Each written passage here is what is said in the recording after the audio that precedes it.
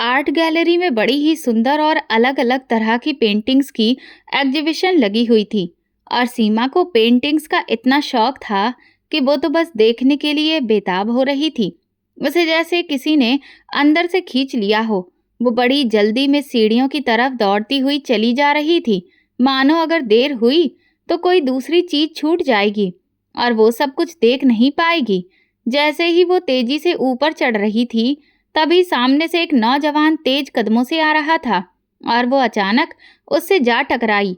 दोनों के बीच एकदम टक्कर हो गई, जिससे उस नौजवान के हाथ में पकड़ा हुआ क्ले से बना छोटा सा स्टैचू जो वो बड़े प्यार से लेकर चल रहा था, अचानक हाथ से छूट गया और जमीन पर गिरकर बिखर गया। उसकी टूटी हुई शक्ल को देखकर सीमा घबरा गई और डर के मारे उसके चेहरे का रंग बदल गया। वो कुछ बोल भी नहीं पा रही थी। तभी उस नौजवान ने नाराज होकर कहा, अरे भाई, आंखें नहीं हैं क्या? ऐसे चल रही हो जैसे तुम्हें कुछ दिखाई ही नहीं देता हो। कहीं भी घुस जाओ, देख के नहीं चल सकती क्या? ये सुनकर सीमा डर गई, लेकिन उसने संभलते हुए कहा, सॉरी, माफ कर दीजिए, मैं जल्दी में थी और ध्यान नहीं रहा। आप भी तो ऐसे अचानक सामने आ गए थे, तो आपको भी देखना चाहिए था।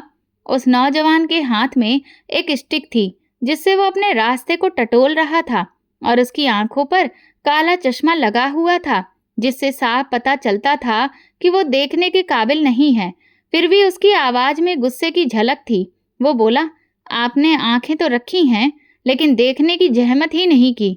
मैं तो वैसे ही अंधा हूँ, फिर भी लोग मुझे रास्ता दिखाने की जगह खुद ही रास्ता भूलकर टकरा जाते हैं। ये कहकर वो वहीं सीढ़ियों में बैठ गया और धीरे धीरे गिरा हुआ क्ले उठाने लगा।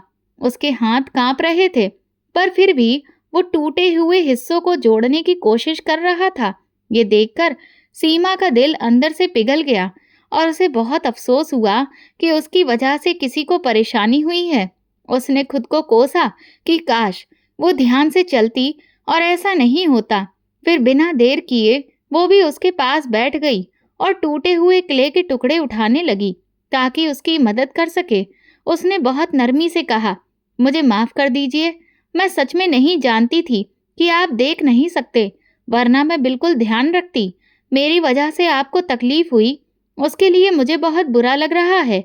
उस नौजवान ने उसके ऐसे अपनेपन से भरे शब्दों को सुनकर हल्की मुस्कान दी और कहा, कोई बात नहीं, ऐसे हादसे हो ही जाते हैं, आप परेशान मत होइए, जो होना था हो गया, अब जितना बन पड़े मदद कर दीजिए। दोनों वहीं बैठकर टूटे हुए हिस्सों को धीरे धीरे समेटने लगे, मानो उनकी अनजानी मुलाकात एक नई दोस्ती की शुरुआत बन गई हो। वो गिरी हुई सारी क्ले उठाकर उसी प्लेट में रख चुका था जिस पर उसने अपना बनाया हुआ स्टैचू रखा था। सीमा ने उसे देखकर कहा, जब आपको दिखाई ही नहीं देता तो आप ये सब कैसे मैनेज कर लेते हैं? वो मुस्कुराकर बोला, हो जाता है, भले ही मेरी आंखें नहीं हैं, लेकिन एहसास तो है ना, टच करके मैं सब समझ लेता हूँ। इतना कहकर वो अपनी लकड़ी की स्टिक की मदद से बाकी की सीढ़ियाँ धीरे धीरे उतरने लगा। सीमा का दिल उस पर तरस खाकर भर आया, जैसे उसके लिए एक हमदर्दी का एहसास पैदा हो गया हो। वो चुपचाप उसे देखती रही, फिर बिना कुछ कहे वो ऊपर चली गई। वहाँ काफ़ी पेंटिंग्स लगी थीं, उनमें से कई उसे बहुत पसंद आईं। उसने 2-3 पेंटिंग्स तो वहीं पर खरीद भी लीं। अपनी सारी जेब खर्च वो उन्हीं खूबसूरत पेंटिंग्स को खरीदने में लगा देती थी, क्योंकि उसे शुरू से ही चित्र बनाने और देखने का बहुत शौक था। कुछ दिनों के बाद उसकी उस नौजवान से दूसरी बार मुलाकात मेन रोड पर हुई। उस दिन वो एक आर्ट इंस्टीट्यूट में दाखिला लेने गई थी ताकि पेंटिंग सीख सके। जब बाहर आई तो देखा मेन रोड पार करते हुए कुछ ही दूरी पर वही लड़का खड़ा था। वो कभी स्टिक की मदद से सड़क पार करने की कोशिश करता और कभी डर कर पीछे हट जाता। उस समय गाड़ियां बहुत तेज रफ्तार से जा रही थीं और उसे सड़क पार करने में डर लग रहा था। सीमा को उसकी ये हालत देखकर दया आ गई। वो तुरंत उसके पास गई और बोली, आइए, मैं आपको सड़क पार करवा देती हूँ। पहले तो वो लड़का हिचकिचाया, फिर उसने अपना हाथ आगे बढ़ा दिया। सीमा ने उसका हाथ थाम लिया और उसे धीरे धीरे सड़क पार करवा दिया। सामने ही एक कैफे एरिया था, शायद वो वहीं पर जाना चाहता था। वहां पहुंचते ही लड़के ने कहा, बहुत बहुत शुक्रिया। वो पास की एक मेज के करीब गया, कुर्सी खींचकर बैठ गया। उसी वक्त वहां का वेटर आया और पूछा, क्या खाइएगा? लड़के ने कहा, एक सैंडविच दे दो। सीमा उसे देखती रही। उसके मन में उसके लिए बहुत अफसोस और दया उमड़ आई। वो लड़का खुश मिजाज दिखता था। उसके कपड़ों और चाल ढाल से लगता था कि वो किसी अच्छे घर से होगा। सीमा भी एक अच्छे घराने से ताल्लुक रखती थी। उसे शुरू से ही पेंटिंग्स में बहुत दिलचस्पी थी। स्केचिंग भी वो काफी अच्छी कर लेती थी। पता नहीं क्यों वो लड़का उसके मन को छू गया था। वो चुपचाप बैठा सैंडविच खा रहा था। उसकी आंखों पर अभी भी वही काला चश्मा था। सीमा ने अपने आप को झटका और बिना देर किए फिर से सड़क पार करके अपनी गाड़ी में बैठ गई और वहां से चल पड़ी। कुछ समय बाद सीमा की उस लड़के से तीसरी मुलाकात उसी आर्ट इंस्टीट्यूट में हुई, पर उसे समझ ही नहीं आ रहा था कि आखिर वो लड़का यहाँ आता क्यों है। उसे तो दिखाई ही नहीं देता, तो फिर वो पेंटिंग कैसे बना सकता है? जब भी सीमा की उसकी तरफ नजर पड़ती तो उसके मन में और भी ज्यादा जिज्ञासा बढ़ जाती। कभी उसके हाथ में स्केच बुक होती और कभी क्ले से बने हुए पुतले। एक दिन वो लड़का उस इंस्टीट्यूट से बाहर जा रहा था। उस समय सीमा की क्लास खत्म हो चुकी थी और वो भी बाहर आ रही थी। उसने उसे आवाज देकर कहा, सुनिए, 1 मिनट मेरी बात सुन लीजिए। पर वो लड़का स्टिक की मदद से तेज तेज कदम उठाकर बाहर निकल गया। सीमा भी जल्दी से बाहर आई और उसके पीछे जाकर बोली, मैं आपसे बात कर रही हूँ। ये सुनकर लड़के के कदम रुक गए। उसने कहा, मुझसे? क्यों? मैंने आपको पहचाना नहीं। कौन हैं आप? सीमा ने कहा, मैं वही हूँ जिसने आपको सड़क पार करवाया था। लड़के ने जवाब दिया, मुझे तो कई लोग सड़क पार करवा देते हैं, मैंने आपको पहचाना नहीं। सीमा ने कहा, वही जिसकी एक बार आपसे आर्ट गैलरी में सीढ़ियों के पास टक्कर हो गई थी। लड़के ने कहा, अच्छा अच्छा, लेकिन फिर भी मैंने आपको नहीं पहचाना, क्योंकि मेरी अक्सर ही किसी न किसी से टक्कर हो ही जाती है। मैं तो अंधा हूं ना। सीमा ने फिर पूछा, क्या मैं आपसे 1 मिनट बात कर सकती हूँ? लड़का हंसते हुए बोला, पिछले 1 मिनट से तो आप मुझसे बात कर ही रही हैं। अपना कम से कम परिचय तो दीजिए। सीमा ने कहा, मेरा नाम सीमा है। मैं यहाँ आर्ट इंस्टीट्यूट में पेंटिंग सीखने आती हूँ, लेकिन मैंने आपको यहाँ कई बार देखा है। लड़के ने कहा, हाँ, मैं भी यहाँ क्ले से स्टैच्यू बनाता हूँ। ये सुनते ही सीमा को बड़ी हैरत हुई। वो बोली, आप ये कैसे बना सकते हैं? आपको तो दिखाई ही नहीं देता। फिर आप किसी का चेहरा कैसे बना सकते हैं? लड़के ने शांत स्वर में कहा, एहसास से। मैं किसी को भी छूकर उसका स्टैच्यू बना सकता हूँ। ये सुनकर सीमा का तो मानो दिमाग ही चकरा गया। वो बोली, मैं तो यकीन ही नहीं करती कि कोई बिना देखे किसी का चेहरा छूकर उसका स्टैच्यू बना सकता है। ये तो बिल्कुल नामुमकिन बात लगती है। वो नौजवान कहने लगा कि मैं बना सकता हूँ। अगर आपको बनवाना हो तो बता दीजिएगा। मैं पैसे थोड़े ज्यादा लेता हूँ, लेकिन बिल्कुल परफेक्ट बनाता हूँ। ये सुनकर सीमा को यकीन ही नहीं हो रहा था। उसके दिमाग में ख्याल आया कि क्या कोई ऐसा भी है जो इतनी बात बताकर भी सीधा साधा रहे और फिर भी काम में इतना पक्का हो। वो मुस्कुराई और बोली, अगर मैं आपसे ये कहूँ कि मेरी मूरत बनाए तो क्या बनाएंगे आप? तो नौजवान ने थोड़ा हिचकिचाते हुए कहा कि नहीं, मैं लड़कों की ही मूर्तियां बनाता हूँ। और ये कहते हुए वो आगे की तरफ कदम बढ़ा चुका था। इस बार उसने सड़क खुद क्रॉस की थी, क्योंकि सड़क पर भी भीड़ कम थी। फिर सामने वाले कैफेटेरिया में जाकर बैठ गया। सीमा के लिए वो नौजवान किसी उलझी पहेली के जैसा था। भला ऐसा क्या राज है उसमें कि जिसे खाने पीने चलने फिरने में कुछ भी दिखाई नहीं देता और फिर भी वो किसी के पूरे चेहरे की मूर्ति बना लेता है। ये सोचकर सीमा हैरान भी हुई और जिज्ञासु भी। खैर, वो उस दिन अपने घर चली गई, मगर पूरा दिन बस उसी नौजवान के बारे में सोचती रही।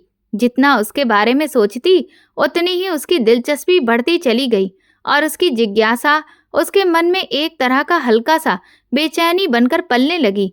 अगले दिन जब वो इंस्टीट्यूट पहुंची तो वही नौजवान उसे फिर से दिखा, स्टिक लेकर ऊपर की मंजिल की तरफ जाता हुआ।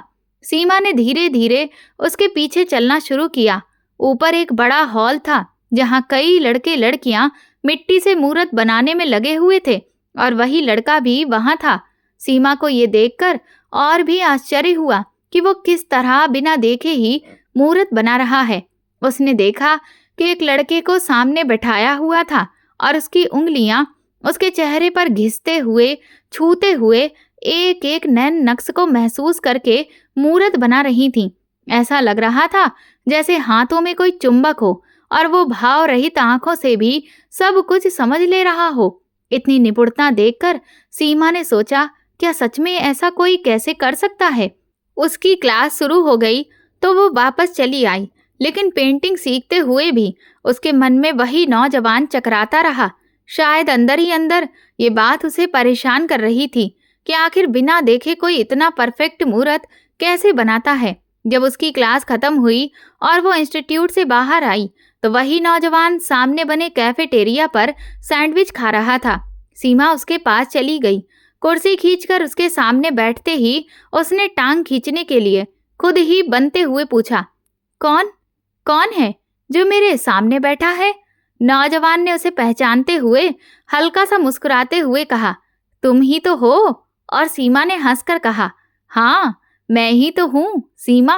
तो लड़के ने थोड़ा और मुस्कुराकर कहा, वही जिसने मुझे सड़क पार करवाया था। सीमा की मुस्कान और हल्की सी शर्म मिली जुली थी। उसने कहा, जी हाँ, आपने मुझे पहचान लिया?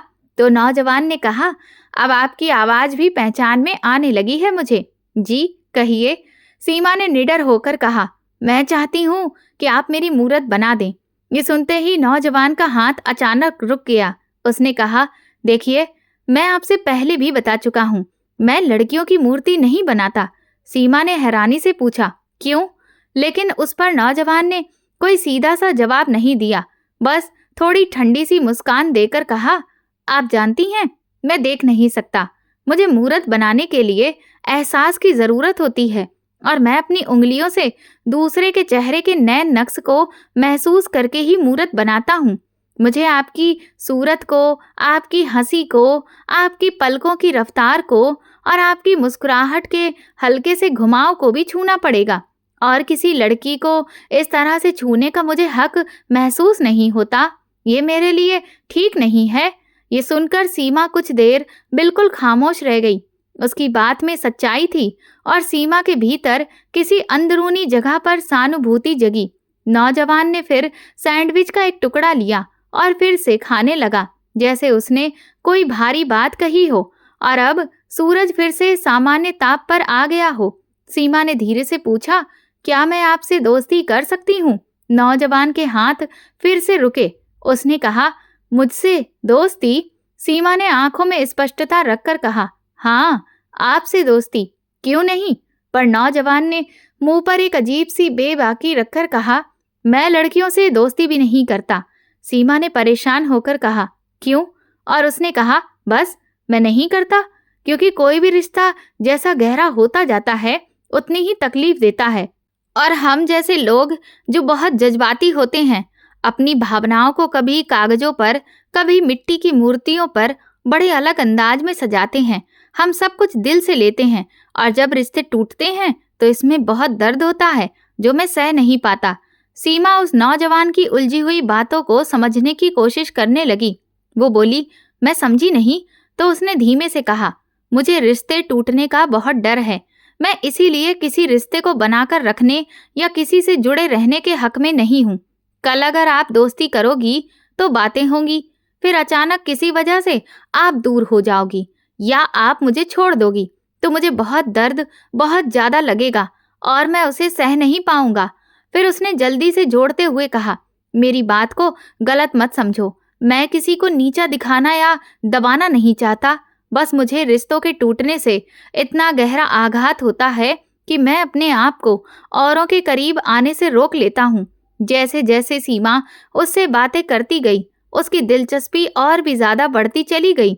उस नौजवान की अंदरूनी संवेदनशीलता में कुछ अलग, कुछ कच्चा और कुछ सच्चा सा दिखा और उसने ठान लिया कि शायद यही वजह है कि वो उसे और भी ज्यादा जानना चाहती है। इसलिए उसने निश्चय करते हुए कहा, नहीं, हम हमेशा दोस्त रह सकते हैं। और उसकी आवाज में एक तरह का भरोसा था, एक तरह की ठोस इच्छा थी कि वो धीरे धीरे उसके अंदर के डर को दूर कर दे। इस बात पर वो हल्का सा मुस्कुराया और कहने लगा, ये बात आप अभी कह रही हैं, लेकिन कल को जब आपकी शादी हो जाएगी तब शायद आप ये ना कह पाएं, क्योंकि आपका पति आपके किसी भी खास दोस्त को, खास तौर पर एक मेल फ्रेंड को बिल्कुल भी बर्दाश्त नहीं करेगा। इस बात पर सीमा हंसकर बोली, आप एक बिल्कुल सीधे साधे इंसान हो और मुझे नहीं लगता कि किसी को भी आपसे कोई भी परेशानी हो सकती है। सीमा बोली, मेरी बस ये ख्वाहिश है कि मैं आपसे दोस्ती करना चाहती हूँ। इतना कहकर उसने टेबल पर रखे संजय के हाथ को अपने हाथ में ले लिया। संजय थोड़ा घबरा गया। सीमा ने मुस्कुराकर कहा, तो मैं दोस्ती पक्की समझूं? संजय ने हल्की सी मुस्कान दी और बोला, ठीक है। उस दिन से दोनों की दोस्ती शुरू हो गई थी।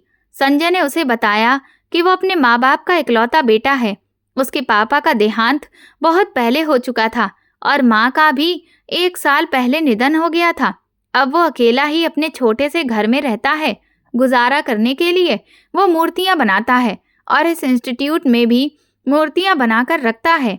जब उसकी कोई मूर्ति बिक जाती है तो इंस्टीट्यूट वाले उसे पैसे दे देते हैं। इसके अलावा उसकी आमदनी का और कोई साधन नहीं था। सीमा और संजय की दोस्ती में ज़्यादा वक्त नहीं लगा। अब हाल ये हो गया था कि सीमा जब भी इंस्टीट्यूट आती तो सबसे पहले संजय से मिलती, और जिस दिन वो नहीं आता उस दिन उसका पूरा दिन बेचैनी में गुजरता। अगले दिन जब संजय आता तो सीमा उससे नाराज होकर कहती कि तुम क्यों नहीं आए? मुझे बता नहीं सकते थे कि आज नहीं आ रहे? मैं भी नहीं आती। वो हंसकर कहता, बस ज़रूरी काम था इसलिए नहीं आया। एक बार संजय बोला, मुझे इतनी अहमियत मत दो, मुझे डर लगता है। सीमा ने हैरानी से पूछा, डर? डर क्यों लगता है? वो बोला, बस ऐसे ही। सीमा ने मुस्कुराकर कहा, अब से डरना छोड़ दो। एक दिन सीमा ने कहा, मैं चाहती हूँ कि मैं तुम्हारी आंखें देखूं। पता नहीं क्यों, लेकिन मेरा मन है। इस पर संजय थोड़ा घबरा गया। सीमा ने कहा, अपना चश्मा उतारो। घबराते हुए संजय ने चश्मा उतारा। उसकी हेजल ग्रीन आंखों को देखकर सीमा कुछ पल के लिए जैसे थम सी गई, लेकिन इससे पहले कि वो उसकी आंखों में खो जाती, संजय ने जल्दी से चश्मा वापस पहन लिया। सीमा चौंक गई, फिर संभल कर बोली, संजय, तुम्हारी आंखें बहुत खूबसूरत हैं। संजय हल्के से मुस्कुराया और बोला, क्या फायदा ऐसी खूबसूरत आंखों का जो देखने में ही कमजोर हैं? इतना कहकर उसने गहरी सांस ली। सीमा बोली, क्या इसका इलाज नहीं है? संजय बोला, इलाज है, लेकिन बहुत महंगा है। सीमा ने तुरंत कहा, मुझे बताओ, मैं तुम्हारा इलाज करवाऊंगी। संजय बोला, जरूरत नहीं है। मैं तुमसे पैसे क्यों लूं? क्या मैं तुम्हें बेजिम्मेदार इंसान लगता हूँ? ठीक है, मैं अमीर नहीं हूँ, पैसे की भरमार नहीं है, लेकिन भगवान का शुक्र है मेहनत करके कमाकर खा लेता हूँ। सीमा बोली, मेरा मतलब वो नहीं था। मैं बस चाहती हूँ कि तुम भी दुनिया को साफ देख सको। क्या तुम्हारा दिल नहीं चाहता कि तुम मुझे साफ देखो? संजय मुस्कुराकर बोला, मैं वैसे भी तुम्हें देख सकता हूँ, अगर तुम चाहो तो। सीमा को उसकी ये बात समझ में नहीं आई। उसने हैरानी से पूछा, मतलब क्या है? संजय बोला, फिर कभी बताऊंगा। दोनों कैफेटेरिया में बैठे सैंडविच खा रहे थे। सीमा बोली, इस बार बिल मैं दूंगी। संजय ने मना कर दिया और बोला, मुझे अच्छा नहीं लगता कि कोई लड़की बिल पे करे। वैसे भी मैं तुम्हें कोई महंगे होटल में तो नहीं लाया कि बिल चुकाने के लिए मुझे अपनी घड़ी बेचनी पड़े। फिर उसने सीमा से कहा, तुम मेरा घर देखोगी? सीमा बोली, क्यों नहीं। इस बार सीमा अपने घर जाने के बजाय संजय को अपनी गाड़ी में बिठाकर उसके घर ले गई। उसका घर छोटा सा था, लेकिन अच्छे इलाके में था। दरवाजा संजय ने खोला। घर बिल्कुल खाली सा लग रहा था। जैसे ही वो अंदर दाखिल हुआ तो कदम गिनते हुए बोला, यहाँ से 20 कदम पर किचन है और अंदर लॉन्ज से 10 कदम पर मेरा कमरा है। तुम बैठो, मैं तुम्हारे लिए चाय बनाता हूँ। सीमा बोली, नहीं, मैं बना लूंगी। लेकिन संजय बोला, मुझे बनानी आती है, बल्कि मैं तो खाना भी बना लेता हूँ। जब भगवान अपने बंदे से कोई एक नेमत छीन लेता है तो उसकी दूसरी ताकतें और तेज कर देता है। ये कहकर वो किचन में चला गया।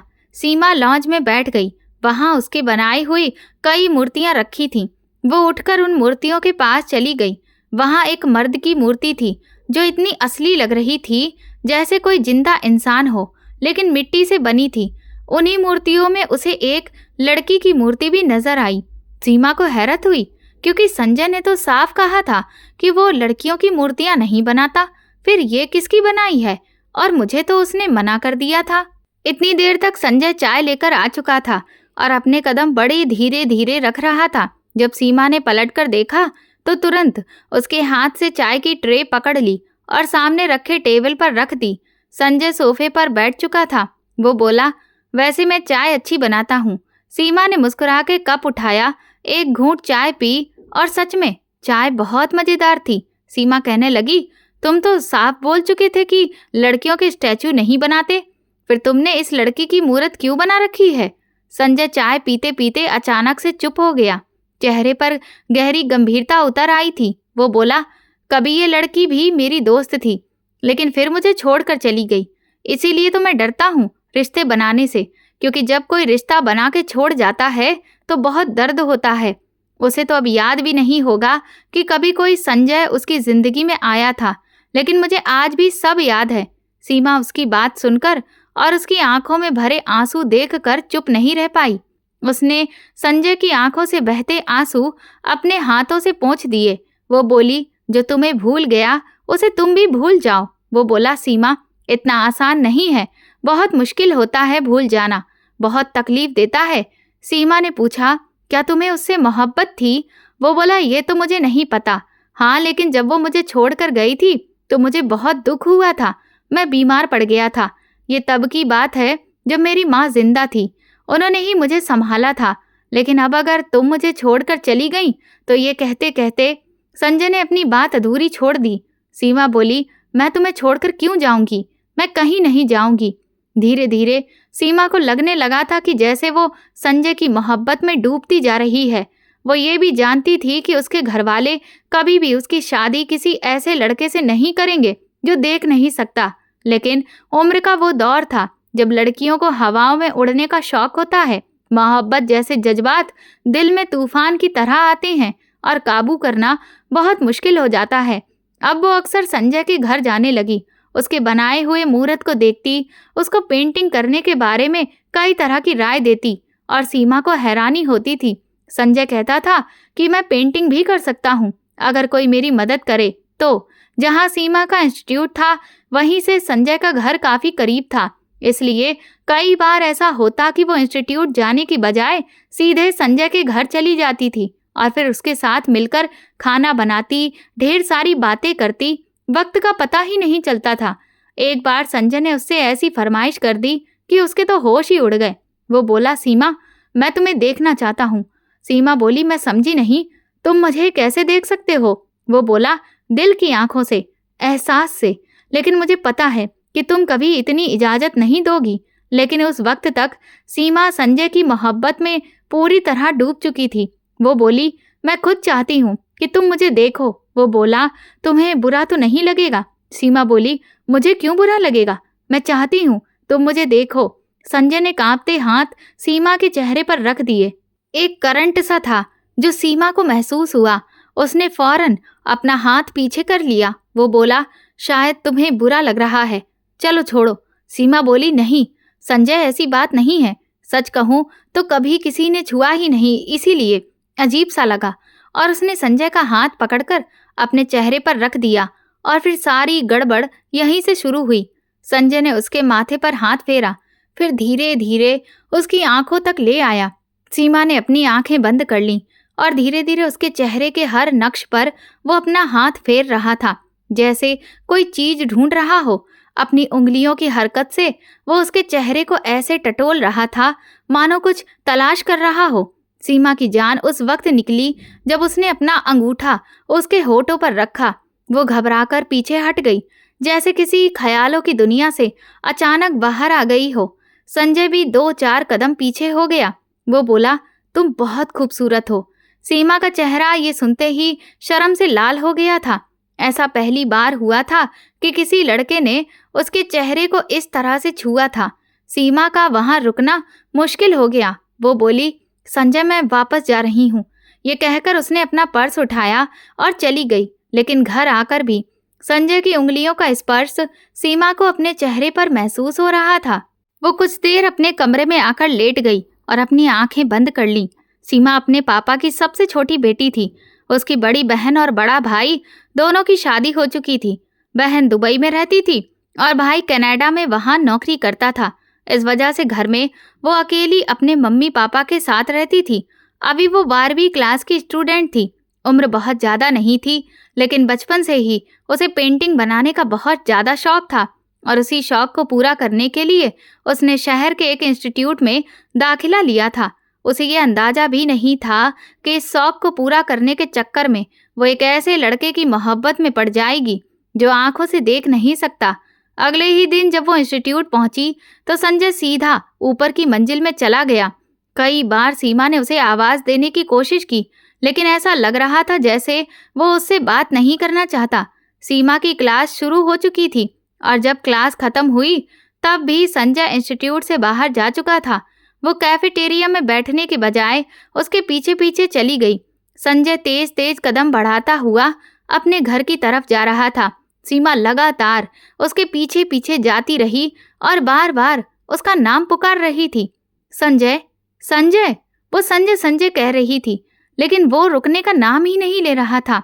आखिरकार जब सीमा उसके पास पहुंची तो उसने कहा, तुम मेरी बात का जवाब क्यों नहीं दे रहे? संजय रुका और धीमी आवाज में बोला, अब शायद तुम्हें मेरा छूना बुरा लगा है। मुझे अच्छा नहीं लग रहा है। मैं समझ नहीं पा रहा था कि मुझे तुम्हें हाथ लगाना चाहिए था या नहीं। तुम पता नहीं मेरे बारे में क्या सोच रही होगी। पूरी रात मुझे नींद नहीं आई। मैं यही सोचता रहा कि कहीं तुम मुझसे नाराज तो नहीं हो गई। इसलिए मैं शर्मिंदा हूँ और तुमसे बात करने में भी मुझे शर्म आ रही थी। संजय की ये बात सुनकर सीमा के चेहरे पर हल्की सी मुस्कान आई और उसने कहा, तुम बहुत ज़्यादा सोचते हो। मुझे तो बहुत अच्छा लगा। कम से कम अब तुम मेरा अक्स तो अपने मन में बुन ही सकते हो। संजय थोड़ा उदास होकर बोला, नहीं, अभी मैं उस हद तक नहीं पहुंचा हूं कि तुम्हारी कल्पना बना सकूं। और सच कहूं तो मैं तुम्हारे पहुंचना भी नहीं चाहता, क्योंकि मुझे डर है कहीं तुम्हें बुरा न लगे। सीमा उसकी तरफ देखकर बोली, मुझे क्यों बुरा लगेगा? मैं तो तुम्हारे बारे में अपने पापा से बात करना चाहती हूँ। ये सुनकर संजय का चेहरा उतर गया। उसकी रंगत उड़ गई और उसने फौरन कहा, प्लीज़ ऐसा कुछ मत करना। तुम्हारे पापा तुम्हें मुझसे दूर कर देंगे और मैं फिर बार बार अपने दिल को यूं घायल नहीं कर सकता। सीमा से बातें करते करते वो अपने घर तक पहुंच चुका था। उसने दरवाज़ा खोला और अंदर चला गया। सीमा भी उसके पीछे अंदर आ गई। संजय बोला, तुम्हारे लिए मैं चाय बनाता हूँ। सीमा ने हाथ उठाकर मना कर दिया और कहा, नहीं, मुझे चाय नहीं पीनी। मैं घर जल्दी जाना चाहती हूँ। संजय बोला, ठीक है, चली जाना, लेकिन तुम्हें पता है पूरा दिन मैं तुम्हारे साथ गुजरे हुए लम्हों को याद करके गुजार लेता हूँ। अच्छा, आओ मैं तुम्हें एक चीज़ दिखाता हूँ। संजय ने सीमा का हाथ पकड़कर उसे अपने कमरे में ले गया। वहाँ उसने देखा कि संजय मिट्टी से एक मूर्ति बना रहा था। सीमा वो मूर्ति देखकर हैरान रह गई, क्योंकि वो उसी की ही मूर्ति थी, लेकिन अभी अधूरी थी और ठीक तरह से बनी नहीं थी। संजय ने कहा, सीमा बताओ, ये कितनी हद तक तुम जैसी लग रही है? सीमा ने गौर से देखा और बोली, नहीं, ये कुछ अलग है, असली जैसी नहीं लग रही। संजय बोला, हाँ, क्योंकि तुमने मुझे ठीक से छूने नहीं दिया था, इसीलिए अधूरी है। फिर उसने हाथों को हवा में लहराते हुए सीमा के चेहरे को ढूंढना चाहा और बोला, मैं ये मूर्ति बनाकर तुम्हें तोहफे के तौर पर देना चाहता हूँ। सीमा को ये सुनकर बहुत खुशी हुई। शायद दिल से यही उसकी ख्वाहिश थी। तभी उसने संजय का हाथ पकड़ा और अपने चेहरे पर रख दिया। संजय बोला, ऐसे नहीं, यहाँ आओ और सामने बेड पर बैठ जाओ। वहाँ पास की टेबल पर मैंने मिट्टी रखी हुई है जिससे मैं मूर्ति बना रहा हूँ। सीमा बेड पर जाकर बैठ गई। हालांकि उसका इरादा था कि जल्दी घर निकल जाएगी। उसे अकेले में संजय से मिलना इतना अच्छा नहीं लग रहा था, लेकिन वक्त के साथ सब बदल चुका था। संजय उसके चेहरे को अपने हाथों से टटोलने लगा। उसकी आंखों को, उसके गालों को अपने अंगूठे और उंगलियों से बड़ी नरमी और लगाव के साथ छू रहा था। सीमा का दिल जोर जोर से धड़कने लगा। उसे अंदर से कुछ अलग सा एहसास हो रहा था, लेकिन वो संजय को मना भी नहीं कर पा रही थी, क्योंकि वो उसकी मूर्ति बना रहा था। धीरे धीरे संजय ने उसके हाथों की हरकत उसकी गर्दन तक पहुंच गई और तब तक सीमा को जैसे मदहोशी सी छाने लगी। ये सब उसे अच्छा लग रहा था। संजय का हाथ गर्दन से नीचे की तरफ बढ़ने लगा और कुछ देर बाद सीमा रो रही थी और कमरे के अंदर बेड की चादर बुरी तरह से बिखरी हुई थी। संजय शर्मिंदा सा सर झुकाए बैठा हुआ था। उसके चेहरे पर साफ झलक रहा था कि उसने बड़ी गलती कर दी है। सीमा की आंखों से बहते हुए आंसू देखकर उसका दिल कांप उठा था। वह हकलाते हुए बोला, सीमा मुझे माफ कर दो, मैं तुम्हारा गुनहगार हूँ। मैंने तुम्हारे साथ गलत किया है, लेकिन कसम से मेरा इरादा तुम्हें इस तरह तकलीफ देने का नहीं था। बस हालात ऐसे बन गए थे। सीमा किस पर इल्जाम लगाती, कसूर तो उसका भी था। संजय के हाथों की बेवजह की हरकतों पर वो खुद भी बहक गई थी। उसके बढ़ते कदमों को वो रोक नहीं पाई थी। उम्र भी कम थी, समझदारी नहीं थी, दिल और दिमाग पर काबू नहीं रख सकी। जब तक होश आया तब तक पानी सिर से ऊपर जा चुका था। उस समय तक मूर्ति काफी हद तक बन चुकी थी। हालांकि अभी भी वो अधूरी थी, लेकिन संजय अपना काम पूरा कर चुका था और सीमा वहां से जा चुकी थी। सीमा कई दिनों तक इंस्टीट्यूट नहीं गई, क्योंकि तेज बुखार ने उसे पकड़ लिया था। वो कमजोर पड़ गई थी। लेकिन जब वो दोबारा इंस्टीट्यूट पहुंची तो उसे वहां संजय नजर नहीं आया। वो बेचैन हो गई। उसका दिल घबराने लगा। जब वो उसके घर पहुंची तो देखा कि दरवाजे पर ताला लटका हुआ है। पड़ोसियों से पूछा तो उन्होंने कहा, पता नहीं, ये लड़का किराए पर रहने आया था, लेकिन 2 दिन पहले ही घर खाली करके चला गया। किसी को नहीं पता कि वो कौन था और कहाँ गया। सीमा ये सुनकर हक्का बक्का रह गई। उसे यकीन ही नहीं हो रहा था कि जिस इंसान को वो अपना मानने लगी थी, वो इतनी आसानी से उसे छोड़कर जा सकता है। उसने इंस्टीट्यूट में भी पूछताछ की, लेकिन सबका यही कहना था कि वो कुछ महीने पहले ही ज्वाइन हुआ था। असल में वो कौन था, कहाँ से आया था, किसी को कुछ मालूम नहीं था। सीमा को ऐसा लगा मानो किसी ने उसके सिर पर जोर से चोट कर दी हो। वो सोच भी नहीं सकती थी कि वो भोला भाला सा दिखने वाला लड़का उसे इस तरह बर्बाद करके चला जाएगा। सीमा ने कई महीने उसी गम में गुजार दिए। संजय के दिए हुए जख्म ने उसके दिल में गहरी चोट कर दी थी, जो अब तक हरी थी। वक्त धीरे धीरे गुजरने लगा। सीमा की पढ़ाई पूरी हो गई। वो पहले से ज्यादा गंभीर और समझदार हो चुकी थी। उसने समझ लिया था कि उसके साथ जो कुछ भी हुआ वो एक धोखा था और उसे अब संभल कर जीना है। इसी बीच उसके पापा के दोस्त ने उसके लिए रिश्ता भेजा तो सीमा डर गई। उसका दिल धक धक करने लगा। वो सोचने लगी, पता नहीं अब उसके साथ क्या होगा। लेकिन उसके माँ बाप ने रिश्ता मंजूर कर लिया और शादी की तैयारियां भी शुरू हो गईं। सीमा दिन रात रोकर भगवान से यही दुआ करती रही कि उसकी इज्जत बच जाए, उसके राज पर पर्दा पड़ जाए। शादी की रात जब वो सज धज कर अपने कमरे में बैठी तो उसके दिल की धड़कनें तेज हो गईं। हाथ पैर कांप रहे थे। जब नवीन कमरे में आया और उसके सामने बैठ गया तो उसने देखा कि सीमा बेहद डरी हुई है। नवीन ने हल्की मुस्कान के साथ कहा, अरे तुम्हें क्या हो गया है? मैं कोई भूत प्रेत थोड़ी हूँ। मैं तुम्हारा पति हूँ, तुम्हारा अपना हूँ, पहले तुम्हारा दोस्त भी रह चुका हूँ, तो फिर मुझसे इतना डर क्यों रही हो? नवीन और उसके पापा दूसरे शहर में रहते थे और वो खुद नौकरी की वजह से ज्यादातर दिल्ली में रहा करता था। शादी के बाद सीमा को भी दिल्ली ही जाना था। सीमा हकलाते हुए बोली, ऐसी कोई बात नहीं है, लेकिन जाने क्यों अजीब सा डर लग रहा है, घबराहट सी हो रही है। नवीन ने उसे दिलासा दिया और बोला, हाँ ऐसा होता है। कुछ रिश्ते जब शुरू होते हैं तो इंसान को अंदर से डर लगता है, घबराहट होती है, लेकिन तुम चिंता मत करो, मैं तुम्हारा हमेशा साथ दूंगा, तुम्हें कभी अकेला महसूस नहीं होने दूंगा। सीमा के मन में एक डर और भी था। उसे लगता था कि कहीं नवीन ये जान न ले कि वो अब चरित्रवान नहीं रही। लेकिन नवीन ने अपने रिश्ते की शुरुआत बहुत प्यार से की। उसने सीमा को भरोसा दिलाया। हालांकि सुबह जब वो उठा तो थोड़ा परेशान नजर आया। सीमा का दिल जोर से धड़कने लगा। उसने घबराकर पूछा, क्या हुआ? आप ऐसे क्यों हैं? नवीन ने टालते हुए कहा, कुछ नहीं, तुम तैयार हो जाओ। लेकिन उसके चेहरे पर हल्की खामोशी और बेचैनी साफ झलक रही थी। 2-4 दिन ऐसे ही गुजर गए, लेकिन नवीन ने इस बारे में कुछ नहीं कहा। सीमा ने गौर किया कि वो शादी की पहली रात के बाद उसके करीब नहीं आया, तो उसने हिम्मत करके पूछा, आखिर वजह क्या है? पहले तो नवीन ने टाल दिया, लेकिन जब सीमा ने जिद की तो उसने कहा, असल में बात कुछ और है। मैं तुम्हें बताना नहीं चाहता था, पर तुम इतना पूछ रही हो तो सुनो। लोग तरह तरह की बातें बना रहे हैं, क्योंकि उन्होंने सफेद चादर पर दाग नहीं देखा। सब अजीब नजरों से देख रहे थे और सवाल कर रहे थे। ये सुनते ही सीमा का चेहरा पीला पड़ गया, जैसे उसकी सांसें थम गई हों। लेकिन अगले ही पल नवीन ने उसे गले से लगा लिया और बोला, तुम फिक्र मत करो, मैंने सबको साफ कह दिया है कि औरत की पवित्रता का सबूत सिर्फ सफेद चादर से नहीं मिलता। ये सब बेवकूफ़ी की बातें हैं। मैं तुम पर भरोसा करता हूँ और यही काफ़ी है। कुछ दिनों बाद दोनों दिल्ली आ गए। सीमा की नंद उस समय 12वीं क्लास में थी। पहले दूरी की वजह से सीमा की नवीन की बहन से उतनी गहरी दोस्ती नहीं रही थी, लेकिन अब दोनों में बातें होने लगीं। उसी दौरान सीमा को पता चला कि हिना पेंटिंग सीखने के लिए इंस्टीट्यूट्स में जाती है।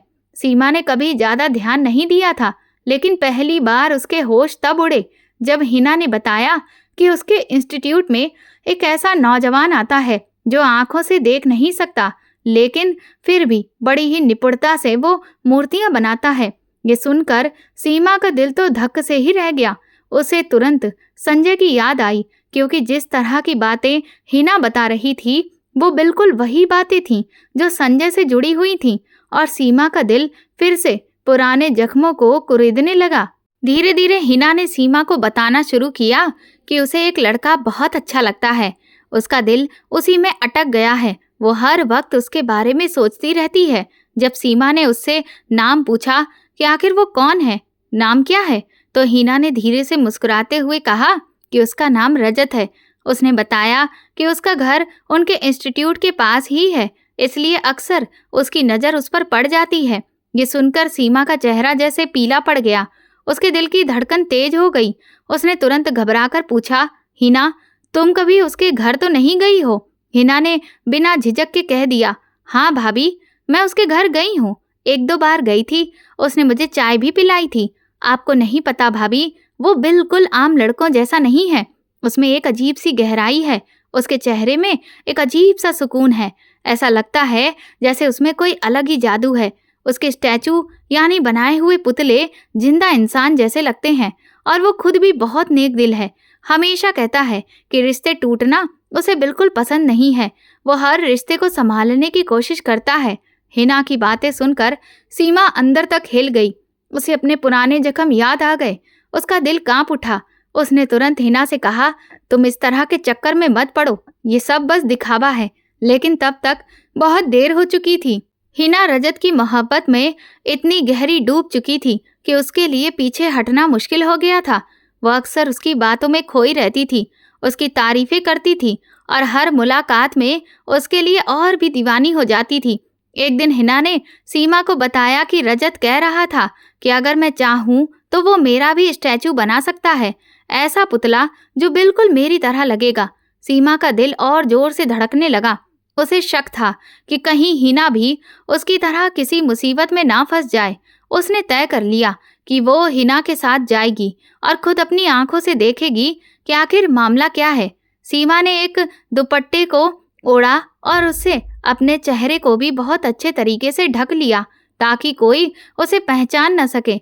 दोनों जब रजत के घर पहुंची तो दरवाज़ा आधा पहले से ही खुला हुआ था, और जैसे ही उन्होंने कदम अंदर रखा, सीमा की आंखें चौंधिया गईं, क्योंकि सामने वही संजय खड़ा था।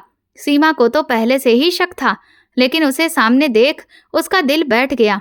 उसी वक्त रजत की आवाज़ आई, हिना, क्या तुम्हारे साथ कोई और भी आया है? हिना ने हंसते हुए कहा, हाँ, मेरी भाभी आई हैं। ये कहकर वो अंदर चली गई और सीमा को भी ले आई। हिना ने उत्साहित होकर कहा, देखा भाभी, कितना समझदार है। इसे अंदाजा हो गया कि मेरे साथ कोई और भी है। संजय ने दोनों को अपने ड्राइंग रूम में बैठाया और चाय लेकर आया। सीमा का हाल ऐसा था जैसे कि सांस लेना ही भूल गई हो। जैसे ही संजय ने चाय सामने रखी, सीमा ने अपना दुपट्टा चेहरे से हटाया। संजय की नज़र उस पर पड़ी तो वो बुरी तरह से घबरा गया। उसके हाथ कांप गए, लेकिन अगले ही पल उसने खुद को संभाल लिया। सीमा ने उसी पल समझ लिया कि वो बिल्कुल अंधा नहीं है, बल्कि सबको बेवकूफ बनाने के लिए अंधा होने का नाटक कर रहा है। सीमा ने तुरंत हिना का हाथ पकड़ा और कहा, चलो, अब काफी देर हो गई है। दोनों वापस घर आ गईं। घर पहुंचकर सीमा ने सारी सच्चाई हिना को बता दी। उसने कहा, ये लड़का झूठा है और अंधा होने का नाटक करता है। इसने मुझसे दोस्ती करके मेरी भी जिंदगी बर्बाद कर दी थी। मैं इसे पहचानने ही आई थी कि कहीं ये वही शख्स तो नहीं है। ये अपनी मीठी मीठी बातों और नकली मासूमियत से लड़कियों को इसी तरह से फंसाता है, उनकी हमदर्दी लेता है और फिर उनकी जिंदगियां तबाह कर देता है। ये सुनकर हिना की आंखों से आंसू बह निकले। वो फूट फूट कर रोने लगी और बोली, भाभी, मैं तो उससे सच में मोहब्बत करने लगी थी। मैं तो सोचती थी कि वो दूसरों से अलग है, लेकिन मैं धोखा खा गई। सीमा ने उसे समझाया, यही इसका काम है, लड़कियों को फंसाना, उनके भरोसे को तोड़ना और फिर उन्हें बर्बाद करके भाग जाना। ये सब इसके धंधे का हिस्सा है। सीमा ने आखिरकार संजय को पुलिस के हवाले कर दिया। पुलिस ने जब उसे 2-4 थप्पड़ मारे तो उसने हर गुनाह कबूल कर लिया। पता चला कि वो इसी चालाकी से लड़कियों की हमदर्दी हासिल करता और फिर उनका इस्तेमाल करके उन्हें छोड़ देता। सीमा ने हिना को एक बड़ी मुसीबत से बचा लिया। राज भी राज ही रह गया, लेकिन संजय को उसकी करतूतों की सजा जरूर मिली। इस घटना से हिना का दिल टूट गया, लेकिन उसने एक बड़ी सीख ले ली। औरतों को कभी भी किसी अजनबी पर इतना भरोसा नहीं करना चाहिए कि वो उसके मीठे शब्दों में अंधी होकर सब कुछ मान लें। हर किसी का चेहरा वैसा नहीं होता जैसा वो दिखाता है। संजय जैसे लोग भी इस दुनिया में मौजूद होते हैं जो मासूमियत का नकाब पहनकर औरतों की जिंदगियां बर्बाद कर देते हैं। इसीलिए बहुत जरूरी है कि औरत अपनी इज्जत और अपनी हिफाजत खुद करे, क्योंकि अगर एक बार इज्जत की चादर पर दाग लग जाए तो जिंदगी भर का डर और शर्मिंदगी औरत का पीछा नहीं छोड़ती।